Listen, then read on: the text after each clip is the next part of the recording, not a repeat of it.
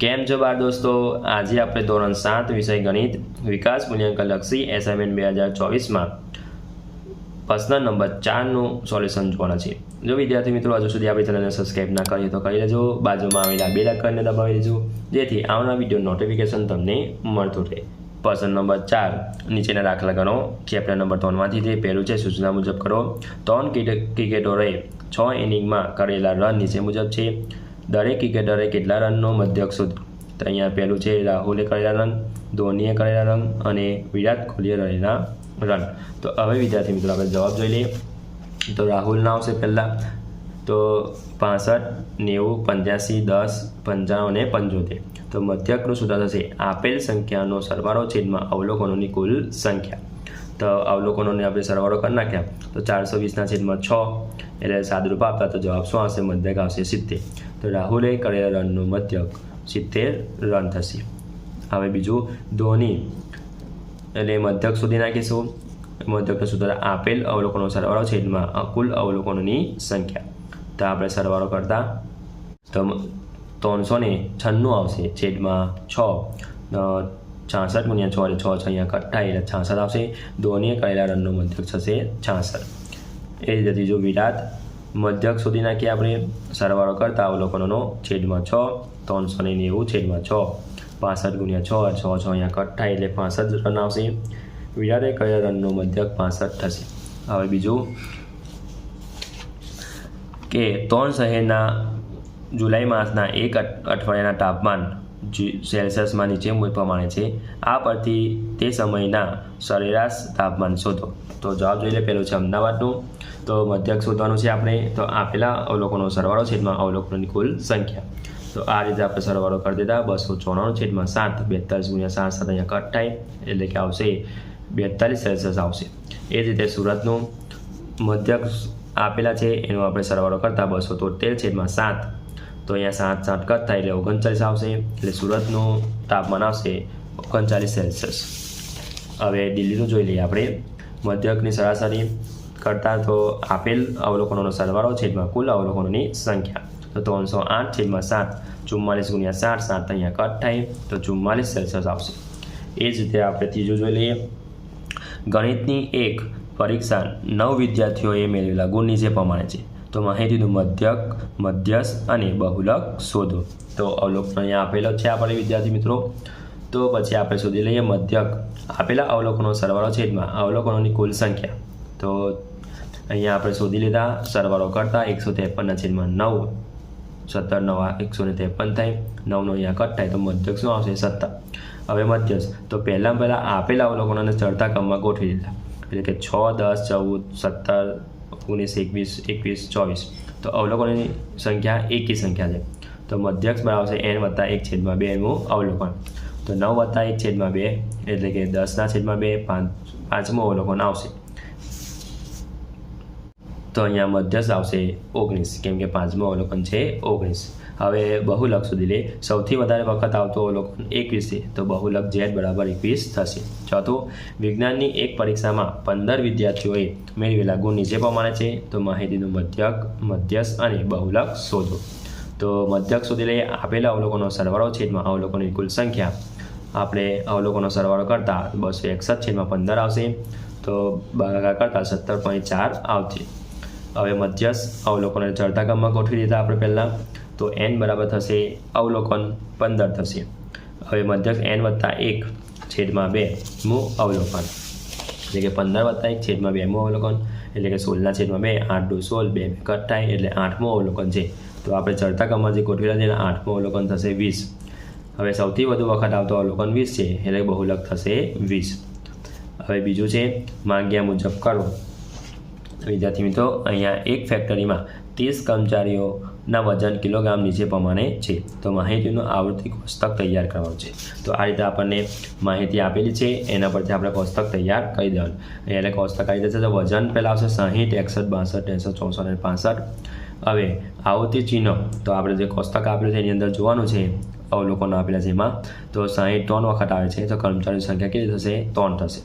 એ જ રીતે તમારે અહીંયા આવૃત્તિ ચિહ્ન અને કર્મચારીની સંખ્યા લખવાની છે. ટોટલ સરવાળો કરતા એટલે 30 થશે. આ રીતે તમારે પેન્સિલની મદદથી કોષ્ટક દોરવાનો રહેશે. જો નીચેની માહિતીનું આવર્તી વિતરણ કોષ્ટક તૈયાર કરો તો અહીંયા અને પછી શું શોધવાનું છે, માહિતીનું બહુલક કેટલો થશે એ પણ શોધવાનું છે.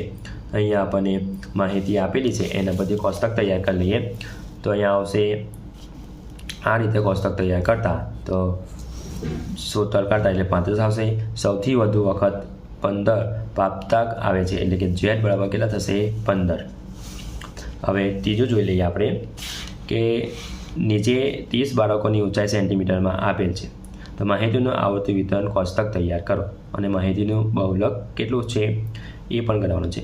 તો અહીંયા આપણને માહિતી આપેલી છે એના પરથી આપણે બાળકોની ઊંચાઈ 160 થી 166ની વચ્ચે છે. આ રીતે આવતી ચિહ્ન બાળકોની સંખ્યા લખવાની છે અને આ ટોટલ 30 માની દે. તો સૌથી વખત આવતી ઊંચાઈ 163 છે એટલે કે બહુલક થશે આપણે 163. તો નીચે એક બુક સેલર એક દિવસે નીચે દર્શાવેલા કિંમતો પ્રમાણે પુસ્તક વેચ્યા. માહિતીનું આવર્તી વિતરણ કોષ્ટક તૈયાર કરો. આ રીતે માહિતી આપેલી છે એના પરથી આપણે કોષ્ટક તૈયાર કરવાનું છે. તો કિંમત આપેલી છે, આવતી ચિહ્ન અને વેચાયેલા પુસ્તકો. તો આ રીતે તમારે લખી દેવાનું છે. માહિતી પરથી તમારે ચિહ્ન દોરવાનું અને અહીંયા ટોટલ મારી દેવાનું એટલે કુલ થશે 40.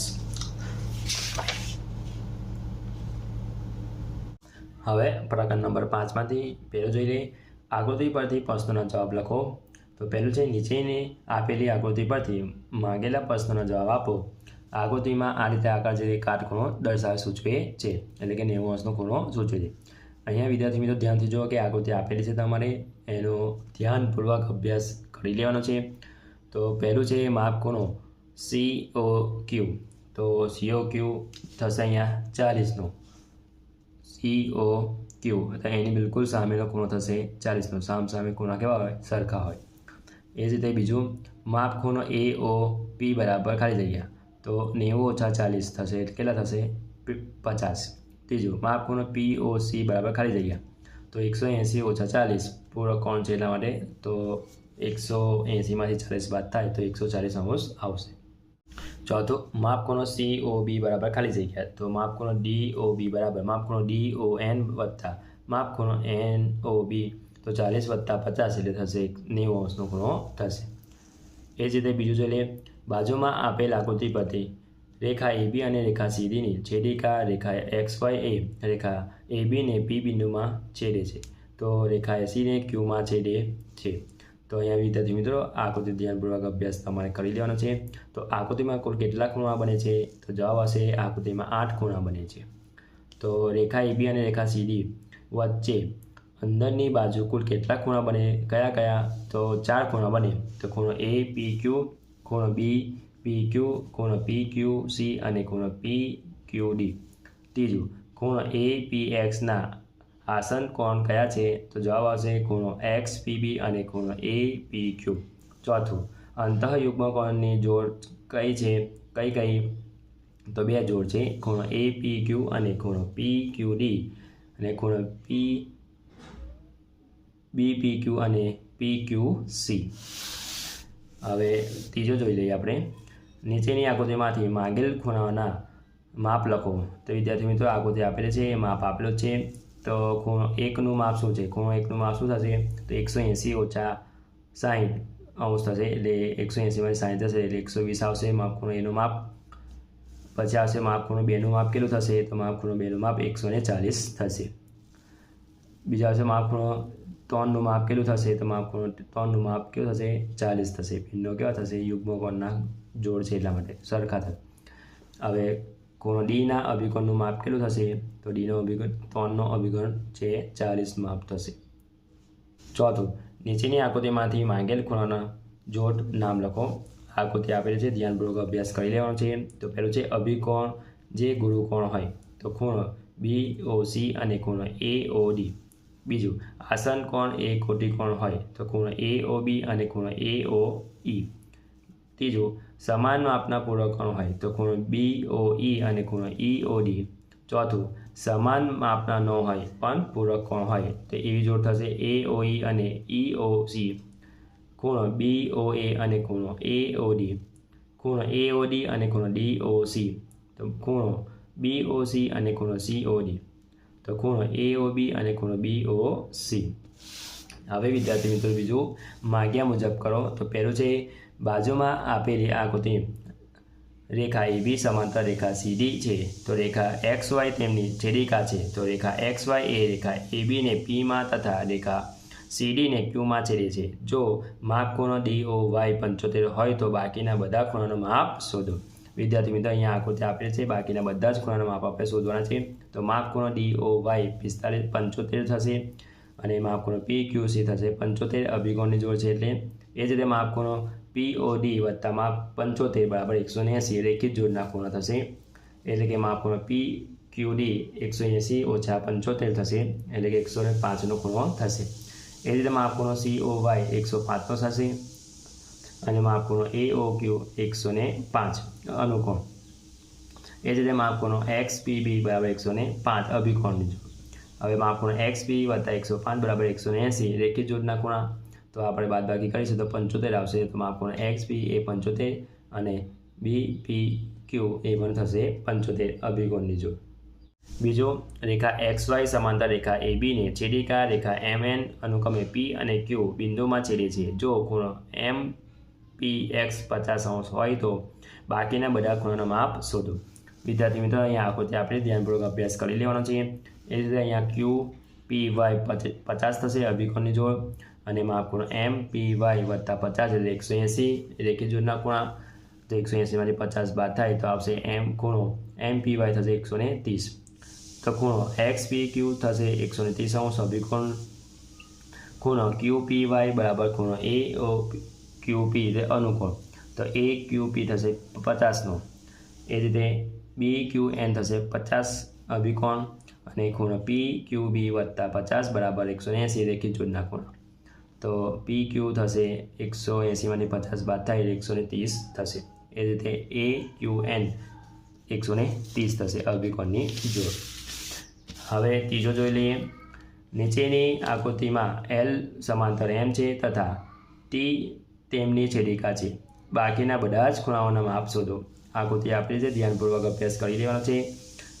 L સમાંતર M છે અને T બિંદુ એની છેદિકા છે. તો માપ ખૂણો 65 થશે. સામસામેના ખૂણા સરખા. એટલે માપ ખૂણો A વત્તા 65 બરાબર 180 રેખિત જોડના ખૂણા. તો માપ ખૂણો એ થશે 115°. તો માપ ખૂણો 115° થશે એટલે અભિકોણ. એટલે માપ ખૂણો 3 બરાબર માપ ખૂણો 4 થાય અનુકોણ. એટલે કે માપ ખૂણો 4 થશે 115નો. એટલે માપ ખૂણો 6 115 થશે. એટલે માપ ખૂણો 6 વત્તા માપ ખૂણો 6 બરાબર 180 રેખિત જોડના ખૂણા. તો અહીંયા સાદુરૂપ આપતા આપણે તો 65 આવશે માપ ખૂણો 5 અને માપ ખૂણો 7 થશે 65. ચોથું નીચેના આકૃતિમાં L સમાંતર M છે તથા L તેમની છેદિકા છે. બાકીના બધા જ ખૂણાના માપ શોધો. અહીંયા ધ્યાનપૂર્વક અભ્યાસ કરી દેવાનો છે વિદ્યાર્થી આકૃતિનો. તો માપ ખૂણો B થશે 2 110 એટલે અભિકોણ. 3 વત્તા 2 180 રેખિત જોડના ખૂણા થશે. તો માપ ખૂણો 3 આવશે 70નો. એ રીતે માપ ખૂણો 1 થશે 70નો. માપ ખૂણો 3 બરાબર માપ ખૂણો 4 અનુકોણ. એટલે માપ ખૂણો 4 થશે 70. માપ ખૂણો 7 થશે એ પણ 70 અભિકોણની જોડ. માપ ખૂણો 5 વત્તા માપ ખૂણો 7 બરાબર 180 રેખિત જોડના ખૂણા. ને માપ ખૂણો 7 એટલે 70 આ બાજુ આવશે એટલે 180માંથી 70 110. માપ ખૂણો 5 110 અને માપ ખૂણો 6 થશે 110 કોણ અભિકોણની જોડ. હવે પ્રકરણ નંબર 6માંથી પહેલો જોઈ લે. ત્રિકોણ ABCનો બહિષ્કોણ ખૂણો ACD છે. સાબિત કરો કે ખૂણો A વત્તા ખૂણો B બરાબર ખૂણો ACD. તો અહીંયા પક્ષ જોઈ લે. પહેલાં ખૂણો ABC લો. ખૂણો ACD બહિષ્કોણ છે. સાધ્ય માપ ખૂણો A વત્તા માપ ખૂણો B બરાબર માપ ખૂણો ACD. અહીંયા વિદ્યાર્થી મિત્રો આકૃતિ તમારે પેન્સિલ દોરવાની છે. હવે સાબિતી જોઈ લે. ખૂણો A1 બરાબર ખૂણો X. તો રેખા BA સમાંતર રેખાખંડ CE એ રેખાખંડ ACના છેદિકા છે. આથી યુગ્મકોણ સમાન હોય. હવે એ જ રીતે ખૂણો 2 અને ખૂણો Y. B રેખાખંડ BA સમાંતર રેખાખંડ CD અને BD એ છેદિકા છે. આથી અનુકોણ સમાન થાય. 1 વત્તા 2 બરાબર ખૂણો X વત્તા ખૂણો Y. તો હવે ખૂણો X વત્તા ખૂણો Y બરાબર ખૂણો ACD. તમારો ખૂણો 1 વત્તા 2 બરાબર ખૂણો ACD. તો ખૂણો A વત્તા ખૂણો B બરાબર થશે ખૂણો ACD. બીજું ABCD એક ચતુષ્કોણ છે. સાબિત કરો કે AB વત્તા BC વત્તા CD વત્તા D નાના છે ખૂણો B ખૂણો AC વત્તા BD કરતા. તો પક્ષ ABCD એક ચતુષ્કોણ છે. સાધ્ય AB વત્તા BC વત્તા CD વત્તા DA નાના છે 2 કૌંસમાં AC વત્તા BD કરતા.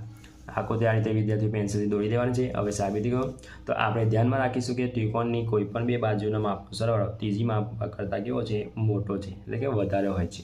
એટલે ત્રિકોણ લઈશું AOBમાં OA વત્તા OB મોટા છે AB કરતાં. એ જ રીતે ત્રિકોણ OBCમાં લઈશું OB વત્તા OC મોટા છે BC. સમીકરણ નંબર 2 આપીશું. ત્રિકોણ OCDમાં OC વત્તા OD મોટા છે CD કરતાં 3 નંબર. ત્રિકોણ OADમાં OA વત્તા OD મોટા છે DA કરતાં. સમીકરણ 4 સમીકરણ 1 2 અને 3 નો શું કરીશું? આપણે સરવાળો કરીશું. તો આ રીતે આપણે સરવાળો કરતા તો બધા એક બાજુ થઈ જશે. તો અહીંયા OA અને OA તો 2 તો 2 સામાન્ય કરી લીધું. તો OA વત્તા OB વત્તા OC વત્તા OD મોટા છે AB વત્તા BC વત્તા CD એ DA કરતાં. તો હવે વિદ્યાર્થી મિત્રો અહીંયા 2 અલગ કરી દેતા. તો અહીંયા થશે OA વત્તા OC તો OB વત્તા OD AB વત્તા BC વત્તા CD DA બેઠું. તો અહીંયા થશે AC વત્તા અહીંયા આવશે BD. તો AB વત્તા BC વત્તા CD બરાબર DA. તો હવે AB વત્તા BC વત્તા CD વત્તા DA બરાબર નાના છે 2 કૌંસમાં AC વત્તા BD કરતાં. બરાબર આ થઈ ગયું આપણે સાબિત કરવાનું હતું તે. હવે ત્રીજું જોઈ લઈએ. ત્રિકોણ ABCની એક મધ્યકા રેખાખંડ AM છે. સાબિત કરો કે AB વત્તા BC વત્તા CA નાના છે મોટા છે B2AM. તો પક્ષ ત્રિકોણ ABCD એક મધ્યકા રેખાખંડ AM છે. સાધ્ય AM વત્તા BC વત્તા CA મોટા છે 2AM કરતાં. વિદ્યાર્થી મિત્રો અહીંયા આકૃતિ પેન્સિલ દોરવાની છે. તો સાબિત દોરીએ. અહીં ધ્યાનમાં રાખીશું કે કોઈ પણ ત્રિકોણની બે બાજુનો માપનો સરવાળો એ ત્રીજી માપ કરતાં કેવો છે? વધારે હોય છે. તો ત્રિકોણ લઈશું. પહેલાં 2 ત્રિકોણ અલગ. તો ત્રિકોણ ABMમાં AM વત્તા AB વત્તા BM મોટા છે AM. સમીકરણ નંબર 1.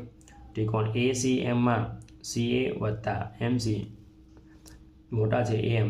સમીકરણ નંબર 2. હવે સમીકરણ 1 અને 2 નો કરીશું સરવાળો. AB વત્તા BM અને CA વત્તા MC મોટા છે AM વત્તા AM કરતાં. તો આ રીતે સાદુરૂપ આપીશું તો આપણને મળી જશે જવાબ AB વત્તા BC વત્તા CA મોટા છે 2M. BC બરાબર થશે AM વત્તા MC. ચોથું ABCD એક ચતુષ્કોણ છે. સાબિત કરો કે AB વત્તા BC વત્તા C વત્તા DA મોટા છે AC વત્તા BD. પક્ષ ABCD એક ચતુષ્કોણ છે. સાધ્ય AB વત્તા BC વત્તા CAD વત્તા DA મોટા છે AC વત્તા BD. અહીંયા વિદ્યાર્થીઓ આકૃતિ દોરીને ચતુષ્કોણ ABCD આપેલ છે. સાબિતી જોઈએ કે અહીં પણ ધ્યાનમાં રાખીશું કે કોઈ પણ ત્રિકોણની બે બાજુ માપનો સરવાળો ત્રીજીના માપ કરતાં કેવો હોય છે? વધારે હોય છે. હવે ત્રિકોણ ABCDમાં AB વત્તા BC મોટા છે AC. સમીકરણ નંબર 1. ત્રિકોણ ACDમાં CD વત્તા DA મોટા છે AC. સમીકરણ નંબર 2. હવે વિદ્યાર્થી મિત્રો સમીકરણ 1 2 નો સરવાળો કરતા તો AM વત્તા BC વત્તા CD વત્તા DA AC વત્તા AC. તો અહીંયા 2 AC થશે. સમીકરણ નંબર 3 આપી દઈએ. હવે ત્રિકોણ ABDમાં AB વત્તા DA મોટા છે BD કરતાં 4 નંબર. અને ત્રિકોણ BCDમાં BC અને CD કરતાં મોટા છે BD કરતાં. તો 5. સમીકરણ 4 અને 5 નો સરવાળો કરતા તો આપણને મળશે AB વત્તા DA વત્તા BC વત્તા CA મોટા છે 2A. સમીકરણ નંબર 6. હવે સમીકરણ 3 અને 6 નો સરવાળો કરતા તો આપણને સાબિત ભાગતા તો આપણને મળી જશે બંને બાજુ અહીંયા 2 વડે ભાગતા. તો બંને બાજુ ભાગતા તો AB વત્તા BC વત્તા CD વત્તા DA મોટા છે AC વત્તા BD કરતાં. જો વિદ્યાર્થી મિત્રો આ મારો વિડીયો ગમ્યો તો લાઈક કરજો. તમારા ફ્રેન્ડ સાથે ચોથી શેર કરજો. હજુ સુધી આપણી ચેનલને સબસ્ક્રાઈબ ના કરી તો કરી લેજો. બાજુમાં આવેલા બેલ આઇકન દબાવી દેજો જેથી આવનાર વિડીયો નોટિફિકેશન તમને મળતો રહે. Thank you.